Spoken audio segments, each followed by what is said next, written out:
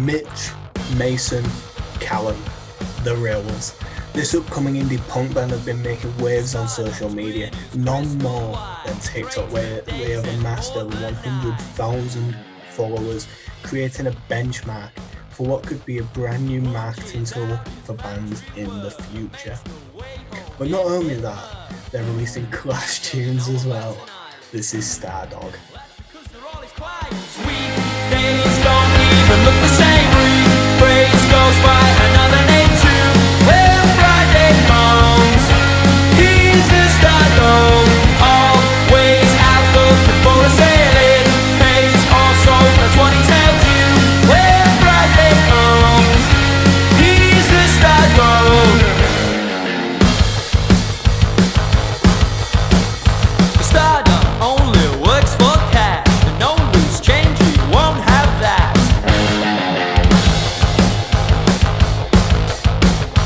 Makes the switch on the lamplight conspicuous, but hands are slide. Until you know one bats an eyelid. Well, that's because they're all his clients. Weekdays don't even look the same. Praise goes by another name too. When Friday comes, he's the stardom. Always out looking for a sailing. Pays also, that's what he tells you. When Friday comes, he's the stardom.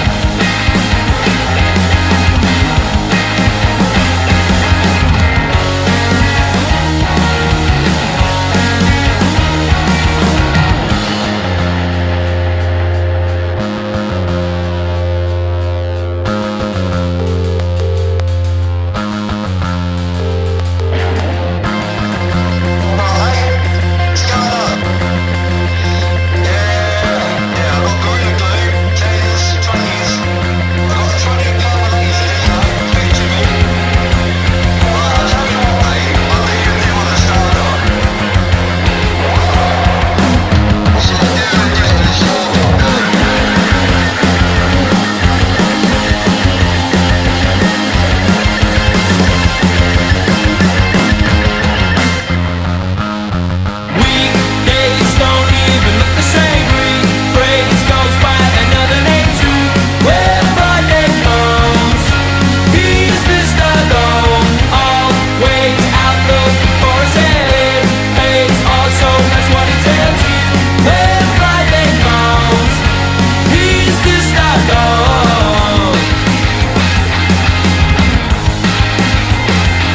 Hello?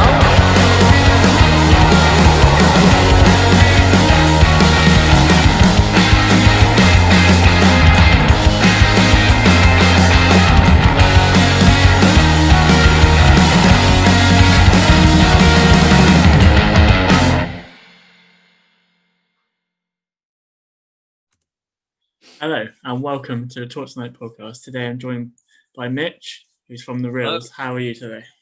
I'm all right, thank you. How are you? Yeah, I'm good. So how did you guys come about? So I actually met Callum, who plays bass, when we were like 14 or something, because he's from Lincoln as well. And eventually I started a band with another lad who I went to school with. And Cal came to our sixth form, and I kind of said, because he was playing guitar, he like brought a guitar in. I was like, "Oh, do you play bass at all?" Because there's like no bassist in Lincoln for some reason. I have no idea why. And he was like, "I mean, I've never tried, but yeah, I'll give it a go." So 6 years later, he's still playing bass. And then we actually started the Rills though. We moved from Lincoln to Sheffield. Just to kind of work and get in that music scene. And that's when the band kind of properly started as the Rills. But we basically decided after 6 months that we were just going to go to uni and go to London for 3 years. And that's where we met Mason, who drums. We met him at Cal's music uni, ACM. Nice. Yeah. Amazing. That's where it all kicks off. Yeah. So I have to ask, the TikTok thing, how did that, like, obviously you just sort of just blown up on that. I mean, I looked the other day just to see how many people followers you had, it's like 90k now, isn't it?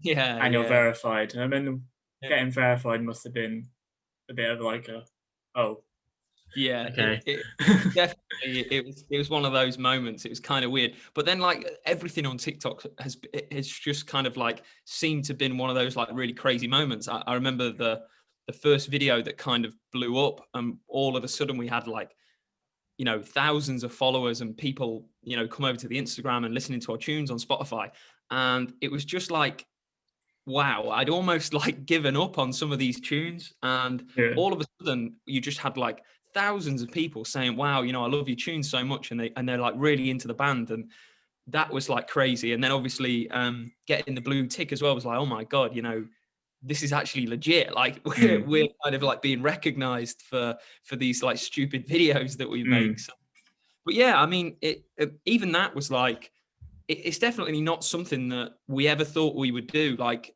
in March, before lockdown, things were going really well live wise. Things were really picking up, and we were quite happy to just keep pressing down that. And we're quite, we're a bit of an ADHD kind of band. We like to be doing something all the time. Yeah. And so when lockdown happened, it was like, oh, what can we do with all this spare time? And our manager was like, get on TikTok. And we were like, no, we're not doing it. And then we did, and it just, yeah, it went from there. That's mad. Yeah, because you need something to do, don't you? Like, Yeah, right, because we started this in lockdown. With our, yeah, we'll just start a podcast and then see what Yeah. happens. And now we've like, and then that's kind of taken off a little bit. So that's a bit mental. So I know what it's like. It's just like, oh, all right. And like every day there's like emails and all that. And so it's never stopped really. yeah. So it's not complaining though. No, it's like a good feeling. Like, Yeah. I remember the first time I kind of noticed, and I mean, like, this is definitely, I've got to put this down to people being bored in lockdown. Like, I don't think this would have ever happened if there weren't so many people also as bored as we were, you know. But yeah, it felt almost like in the first kind of time it started to kick off, it was like a bit overwhelming, and I was kind of like, oh my God, like, how do I kind of deal with this? But because like you say, you just get this influx of like messages and emails and all this stuff. But yeah, I mean, eventually you just kind of like, you float at some point. You kind of do reach the surface again. You're like, oh yeah, this is all right. Yeah, well, I don't mind this. So obviously you played a few gigs before lockdown, and that had really like obviously well received. Like you said, they went well. So Yeah, we started. We used to be a 4-piece, and in January, one of the founding members, he basically went off to start his own project. And we also kind of said from then on, because we'd been to uni for 3 years, and we knew we wanted to do the band, but I suppose we just weren't really pushing it. Like, we weren't taking it seriously. And then everybody in January was like, look, right, you know, we either do this properly or this just ends. Like, there's kind of no in between. And so when things started to pick up again, our live show completely changed because we became a 3-piece. Everything like was about less is more. Everything was like, you know, we were really focusing on the live show, the tunes, how to kind of, you know, break them down and make them more interesting. And we noticed that each show we were doing, people were like, it went from people saying, oh, that was really good, to going, wow, that was amazing. Like, where did you get these songs from? And we're just like, you know, we're just kind of practicing really hard and putting a lot of, you know, time and effort into it. But yeah, the shows were kind of building. People were, you know, more and more people were turning up, and then kind of the pandemic happened, and I was gutted. I was absolutely gutted, because I thought, damn it, we just started to get a bit of momentum. I was absolutely gutted, and then we actually managed to get way more momentum than ever through the lockdown. So amazing. But, it's weird. Like lockdown is like, I don't know. It's kind of been like a blessing in disguise as well. It's like, yeah. like you said, like you wouldn't have started TikTok if you weren't, if you didn't go in lockdown. That wouldn't have. So it's weird how it's worked, and Yeah, I mean, like even for myself, like I was like personally, I was finishing uni, and I think, even though obviously a pandemic is a horrific circumstance to be in, but the lockdown in itself, like the fact that we're all locked in at home, that that helped me just seem to like focus on stuff. Like I managed to, do miles better at like the end of my degree because I had nothing else to do. I've managed to write like so many more songs than I've ever written. And they're much better than than what I've like written in the past. Like the quality has changed, and all of this stuff is really like so just relies on having that time that the lockdown has kind of brought. So yeah, it's a really weird circumstance. It's such a negative, but I suppose we've managed to turn it into a positive at like every opportunity. Yeah. So here's the big question: your influences, who are they? So like musically, obviously Arctic Monkeys is like a big one, and when I'm writing, there's always this kind of little voice in the back of my head where I'm like coming back to, because I just think that's like the fundamental stuff. That's when I was like 11 or 12 or something, I first picked up a guitar and first got into alternative music. That was like the core thing that did it for me. That was like, oh wow, there's this whole other style of music that I really liked.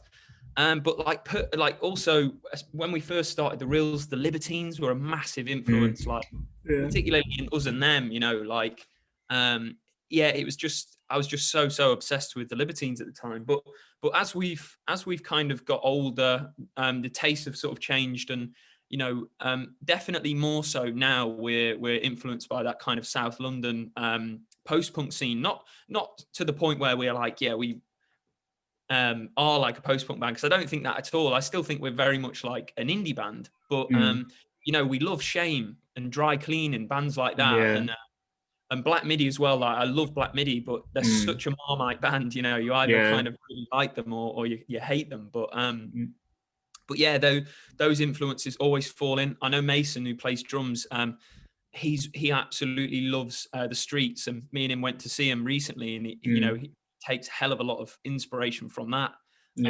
Al's kind of bass lines, he likes Idols, but he also likes Do Nothing a lot.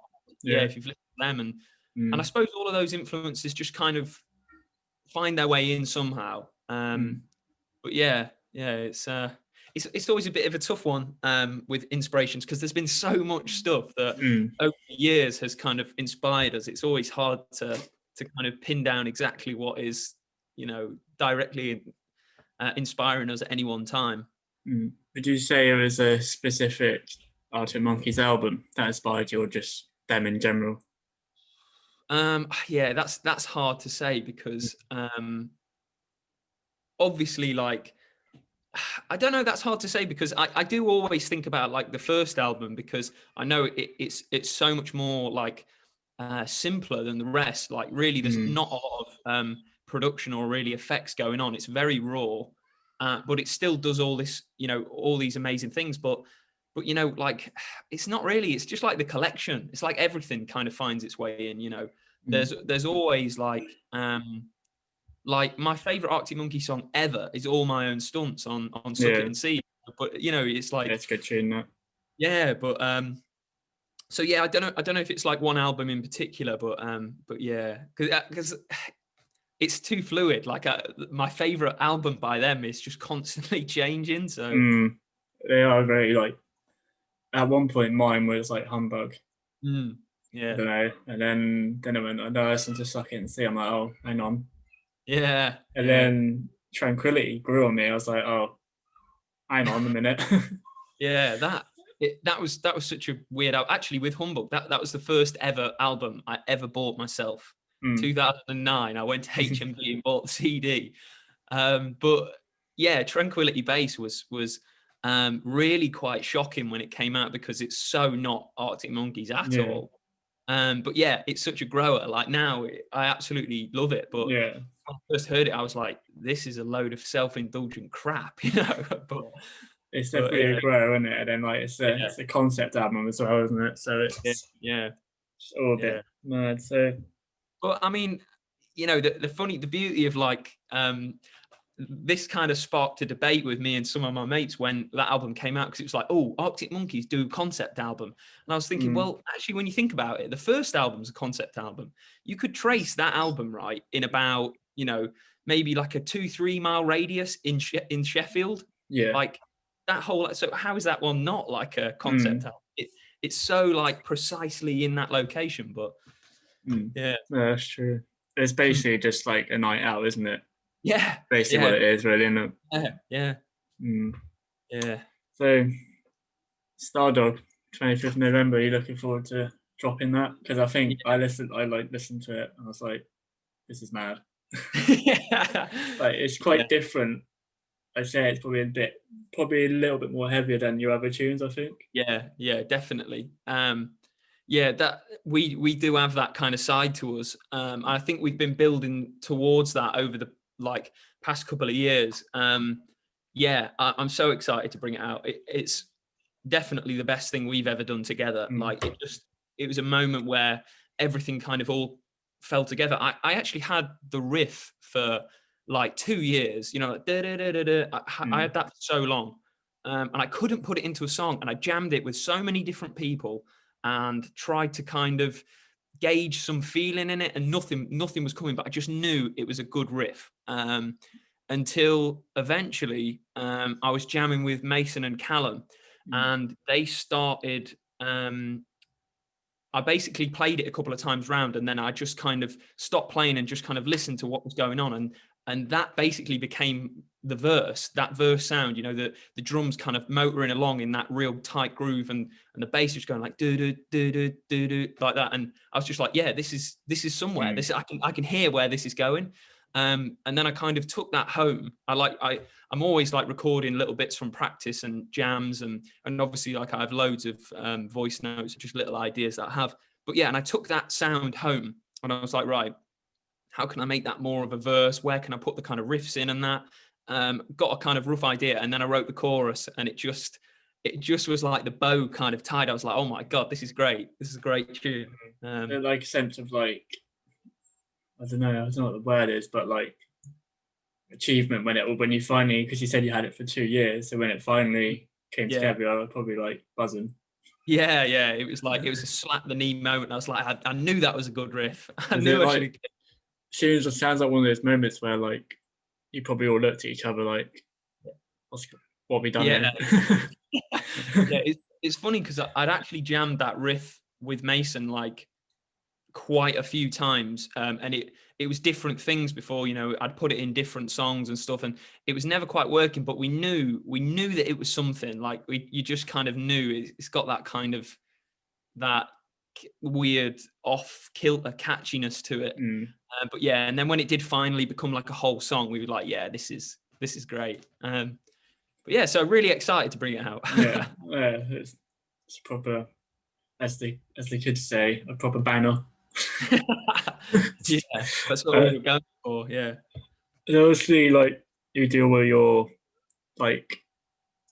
photo shoots and that, and where did the whole thing about all the suits come from? Because it's quite different and it's quite cool. Yeah. The suits, again, it's kind of like something Cal came across. Cal is the bassist, is really into like kind of alternative brands and stuff. He's into kind of fashion as well, but particularly he used to work at Fred Perry, and the suits are by a guy, but it's a company called Bon, and he saw them and he saw the black ones originally. Was like, lads, you know, these look so cool. Why don't we get these? And we were like, well, we can't really afford them. But it's great, you know, it'd be like a great idea. It'd be a great thing to do. And so it just kind of got put on the back burner. But there's always like a conscious effort for us since, you know, how I kind of said in January, right, we're taking everything seriously now. A mate of mine who I went to uni with, who manages us now, Lewis, is like super on the ball with all the marketing stuff, and obviously, you know, he said about TikTok, but he kind of came up with this kind of idea of like color schemes and just sticking to very sort of specific Well, but yeah, just colors, and like the angler artwork and the Stardog artwork, and also like some other things we've got ready in the future, all kind of fit this color scheme. And so only naturally we thought, right, well, let's, for kind of band photos, let's just try and, let's see what it looks like wearing clothes that also fits that color scheme. And that's when things started to pick up on TikTok, and we messaged Bon and said, we've got this kind of audience online. Would you do us a discount? Because we'd kind of like to, originally we said we'd like to wear them for a live session, but we couldn't actually do that because lockdown 2 happened again. And they said, yeah, you can have them for free. We were like, free? Wow. Yeah. So that's why we've just been like constantly wearing them, because it's just like, oh my God, this is amazing. But yeah, that's where it all kind of came from. But surprisingly, Bon is a Dutch company based in Amsterdam, but there seems to be something really British about them. I don't know what it is, but it seems to fit what we're going for. Yeah. That's cool. They are pretty insane suits. Yeah, they're nice. Don't think I could probably pull it off, to be honest. You'd be surprised. When we got them, we originally put the jackets on and just had normal black trousers on. We were like, yeah, let's not put the trousers on. We're not going to be able to pull them off. And then until we actually all put them on, we were like, oh my God, these are wicked. So cool. Yeah. So as a band, what are your plans for the future? Like, I know you've got Stardog coming out. Like, is there like an EP in the works, or along the lines? Yeah, there's an EP in the works, but we're looking at spring really next year. But obviously, we really want to be releasing an EP when we can gig again. That's kind of the main thing. But yeah, I mean, the songs in the works. Like, as I said, I've been writing like more than I ever have. So we've got plenty of songs on the back burner. The only annoying thing is that I really like to create songs in kind of like jam environments. Like, I like to bring little ideas in. Like, I like to have a kind of song in my head and then take a little idea of it to practice. Us kind of come together, create some interesting sounds, and then I like to, put like kind of spend hours on it, like making it do what I want it to do. Do you know what I mean? And then obviously kind of getting the lyrics across, but we haven't been able to do that as much recently. So I've had to kind of revert to a bit of an older style where I just write the whole song and then we kind of tweak it a little bit later. But I mean, I think they sound great. So I'm looking forward to kind of showing them to the lads and us getting a chance to kind of bring them a little bit more to life. Do you have like a specific way of writing, or like, does it just happen when it happens kind of thing? Like, do you have like a method, if that makes sense? It's kind of hard to say. I started doing some songwriting lectures through lockdown, and that actually made me realize that by sort of teaching other people about songwriting, that I do have quite a specific way that I do it. But yeah, sometimes it just kind of happens. And to be fair, when you do get that like bit of inspiration, you've just got to get it down, and which is fair enough. But like having that bit of time, that I wouldn't normally have, I've been able to spend, days and like serious time on songs. And usually what I like to do is pick up an instrument, or like, whether it's guitar or a little bit of piano, sometimes I play, and just not think about anything and just play and see what comes out. And if I find something that sounds a bit nice or has a little bit of kind of like something about it, I record that on my phone, on my notes, and then I put it to one side and I'll come back to it later. So I have like a massive backlog of all these little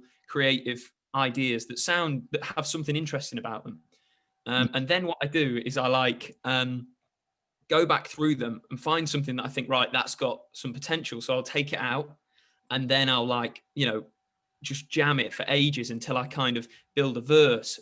Then I'll like build a chorus, and then sort of jumble them about until I find something which either sounds nice or again does what I want it to do. And then I kind of start etching out the lyrics. I'll get like a idea for the lyrics. I've also got like a load of notes for sort of lyrical ideas and you know, certain things in my life that I want to talk about, or like certain feelings or anything that I want to kind of get out, or past memories and things like that that I think would be quite funny. Like Stardog was pretty much in the same way that kind of the Angler is like a bit of an amalgamation of all of my mates and people who I've met when I was younger just being a bit stupid. Stardog is kind of like this small town dealer guy who's just a big fish in a small pond. And it's like I've met so many people like that because I come from a small town.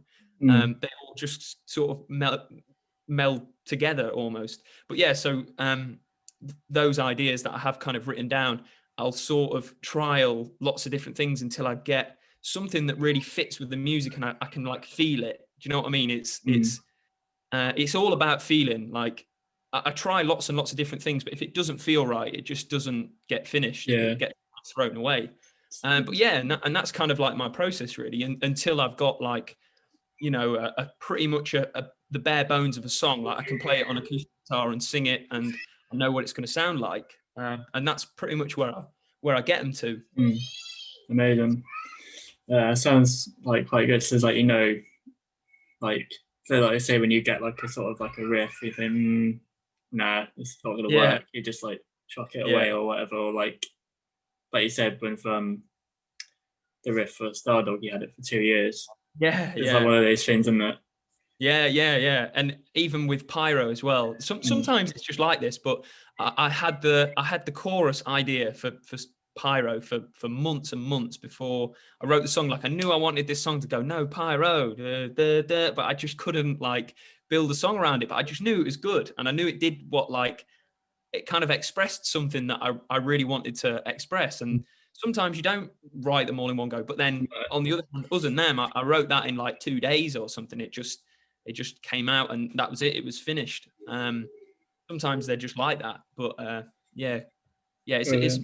it's a bit strange, like songwriting. So it's really hard to kind of pinpoint it. Yeah, you've got to be kind of lucky to get it all to work. Amazing. So your band are on, say, a bill, for example, and they go, oh, the organisers are like, oh, you know what, you can pick the 2 other bands or artists you can play with. Who would you pick? Oh wow. Like right now, I'd love. I've always wanted to play with the Libertines, obviously, because they're like such a kind of like fundamental band for me. But Dry Cleaning, they're this awesome post-punk band. I'd be honoured to play with them as well. Also, a great band called Hotel Lux, and another great band called Caught In. Like, there's so many good bands that are kind of Caught In, amazing band. But yeah, there's so many bands on the scene right now that I would just love to play with. So it's a tough call to pick. Yeah, I know. It's probably put you on the spot there, didn't I? It's hard. Like, you ask that a lot, and people always like, oh, usually they just say their favourites. So it's good. So appreciate you coming on, Mitch. It's been really interesting to hear your methods and the way your band works. Definitely like, it's a different approach, but like it's a good one. I think.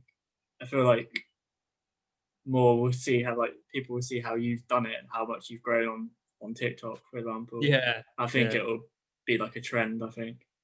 Yeah, definitely. And I mean, I really, really hope other bands do it. Like, it's not one of those things where it's like, oh, I really don't want anybody else to do it in case, you know, because we're doing it, because it's not like that. Like, I think the amount of people who I've met through TikTok who just care about music like as much as we do, and they just want to find new music. Like, that's all it is.